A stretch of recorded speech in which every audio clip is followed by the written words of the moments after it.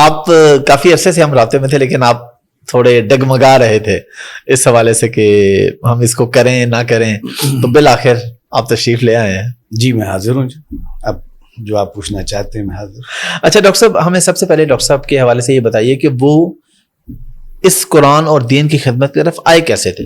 شروع سے ان کا رجحان تھا کہ آپ نے اپنے سامنے ان کو یہ دیکھا؟ کیا سلسلہ تھا، کیا معاملہ تھا؟ بسم اللہ الرحمن الرحیم.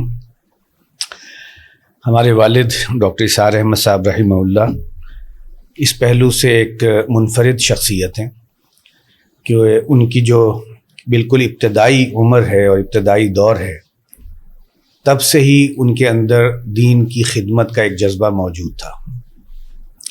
اور اس کی میں اگر تھوڑی سی بیک گراؤنڈ اور ہسٹری بتاؤں کہ جب آپ نے شعور کی آنکھ کھولی ہے اور یہ تقریباً سمجھ لیجئے 5ویں 6ٹھی کلاس کے طالب علم تھے، تو وہ وقت وہ تھا کہ یہ جو بر صغیر ہندوستان، اس میں پاکستان کی تحریک کا گویا اب آغاز تھا. اور اس سے پہلے جو بھی ابتدائی کام ہوتا ہے کہ ایک فکر، ایک سوچ اسے پیش کیا جائے، تو یہ وہ دور تھا کہ جب کہ وہ تحریک جو ہے ابھی اپنی جڑیں پکڑ چکی تھی اور ابھی اپنی منزل کی طرف گامزن تھی.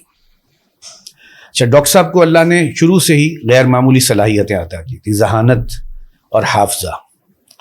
اس کی وجہ سے ان کا گویا جو بچپن تھا تب سے ہی وہ دوسرے بچوں میں ایک نمایاں حیثیت رکھتے تھے. ان کی کھیل کود شرارت اپنی جگہ، لیکن جہاں تک ایک ذہین اور ایک بہت باصلاحیت بچے کا معاملہ ہے، اس پہلو سے بھی بہت سے ایسے شواہد ہیں.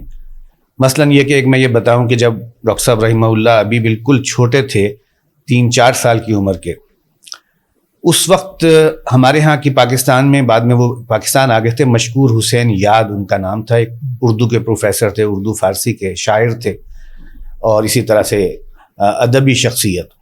ان کا خاندان اور ڈاکٹر صاحب کا خاندان ایک ہی محلے میں رہتا تھا. ٹھیک ہے. بعد میں جب وہ تحریک پاکستان نے زور پکڑا تو ان کے خاندان کے تمام افراد جو ہے وہ ہندوؤں اور سکھوں کے ہاتھوں قتل ہوئے، اور یہ اکیلے بچے تھے اور لاشوں میں گویا دب کر پڑے رہے تھے، جس کی وجہ سے وہ بچ گئے تھے. پھر جب وہ پاکستان آئے اور یہاں بعد میں انہوں نے اپنی ایک زندگی کے ابتدائی دور گزارا، اور کہہ لیجئے کہ بعد میں وہ ٹیچنگ کی طرف آ گئے، تو بعض مواقع پر انہوں نے بیان میں اپنے کسی خطاب میں بلکہ ایک دفعہ تو ڈاکٹر صاحب نے ایک پروگرام کیا تھا قرآن کانفرنس. میں اس وقت بہت چھوٹا تھا، یہ سن 76-77 کی بات ہے، 10 سال کا ہوں گا میں. وہاں انہوں نے اپنے خطاب میں وہ واقعہ نقل کیا تھا کہ جس وقت ہم وہاں سے نکلے تھے تو کن حالات میں نکلے تھے، سارے گھر کے افراد جو ہے وہ قتل ہو گئے. تو انہوں نے ایک مرتبہ سیارہ ڈائجسٹ یا اردو ڈائجسٹ کے ایک والدہ نمبر، ماں نمبر کے لیے ایک مضمون تحریر کیا تھا. اس میں وہ اپنے ماں کی مختلف خصوصیات بیان کی، اور ظاہر ہے اچھی ایک باصلاحیت خاتون تھیں، ان کے اندر علمی ذوق بھی تھا. تو انہوں نے اپنی والدہ کی قیافہ شناسی کے اوپر ایک جملہ لکھا ہوا تھا کہ وہ بڑی قیافہ شناس تھیں، یعنی وہ شکل دیکھ کے پہچان لیتی تھیں کہ کون کیسا ہے. اور اس کی مثال انہوں نے پیش کی تھی کہ ڈاکٹر صاحب رحمہ اللہ جو اس وقت بچے تھے، چند سال کے، 5 سال 4 سال کے، تو وہ کبھی محلے میں کھیلنے کے لیے ان کے گھر آ جاتے تھے، تو ان کی والدہ کہا کرتی تھیں ان کی طرف دیکھ کر اور ان کی آنکھوں کو دیکھ کر کہ دیکھو یہ جو بچہ ہے یہ بہت ذہین لگتا ہے، اور یہ بڑا ہو کر جو ہے وہ کوئی کام کرے گا، کوئی خدمت کرے گا. یہ وہ بات ہے کہ جو بالکل ابتدائی میں آپ کو دور کی بات بتا رہا ہوں. بعد میں پھر یہی بات جو ہے ڈاکٹر صاحب کے کلاس فیلو ڈاکٹر یقین ان کا نام ہے، آئی اسپیشلسٹ، ابھی بھی ماشاءاللہ قید حیات ہیں ماشاءاللہ، اور ڈاکٹر صاحب کے ساتھ ان کا بڑا تعاون رہا ہے ان کے کاز میں، ڈاکٹر صاحب کے کاز میں. انہوں نے بھی ایک مرتبہ اپنی ایک گفتگو میں خطاب میں یہ بات کہی کہ جب ہم طالب علم تھے تو اسکول میں ہمیں ڈاکٹر صاحب کی گویا وہ حاصل ہوتی تھی کہ وہ ڈاکٹر صاحب ایک ایسی شخصیت ہے جن کے پیچھے ہم مسلمان طالب علم جو ہے وہ ایک طرح سے ریسکیو کرتے تھے اپنا، اس لیے کہ سارا ماحول ہندوؤں کا تھا اور ہندو طالب علم آگے آگے ہوتے تھے، تو واحد ڈاکٹر صاحب ہوتے تھے جو ان کا مقابلہ کرتے تھے. تو یہ گویا نرسری کا ایک طالب علم اس وقت سے ہی ان کی یہ اٹھان تھی. بعد میں یوں سمجھ لیجئے کہ جب تحریک پاکستان چل رہی تھی تو یہ جو قومی موومنٹ تھی، اس قومی موومنٹ سے ڈاکٹر صاحب بھی متاثر ہوئے بغیر نہ رہے. چنانچہ ایک پریکٹیکل انہوں نے جو ہے حصہ لیا اس میں، اور جب وہ 8ویں جماعت میں تھے تو اس وقت اپنے ضلع حصار کے مسلم اسٹوڈنٹ فیڈریشن کے جنرل سیکرٹری تھے. حالانکہ وہ صرف ایک 8ویں کلاس کا ایک طالب علم.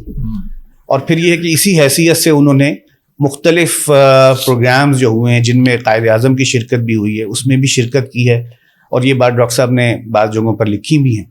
تو اس پہلو سے یہ دور ایسا تھا, کہہ لیجئے کہ اس دور کے اندر اس قسم کے تناؤ تھے, ٹینشنز تھی, کہ ڈاکٹر صاحب کی جو براٹ اپ ہے اس میں اس دور کا بھی ایک دخل ہے.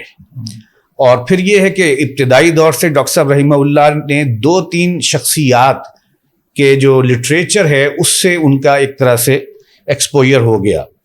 ان میں ایک تو ابو الاثر حفیظ جالندھری مرحوم, ان کا شاہ نامہ اسلام, یہ ایک آپ کو معلوم ہے ایک بڑی منفرد نظم ہے, بڑی طویل نظم ہے, اور اس میں گویا اسلام کے لیے کچھ کرنے کے لیے جو جذبات انہوں نے پیدا کیے ہیں وہ ڈاکٹر صاحب نے اس کا اثر بہت لیا. اور اس میں بھی ڈاکٹر صاحب کی والدہ جو تھیں یعنی ہماری دادی مرحومہ, ان کے بارے میں ڈاکٹر صاحب نے بتایا ہے ایک سے زیادہ مرتبہ کہ وہ بھی چاہتی تھی کہ ان کا بیٹا جو اس صلاحیت کا مالک ہے تو وہ کچھ خدمات سر انجام دے. چنانچہ وہ ڈاکٹر صاحب سے فرمائش کر کے شاہ نامہ اسلام ان سے سنا کرتی تھی, اور وہ اپنے سامنے شاہ نامہ رکھ کر اور ترنم سے گا کر سناتے تھے.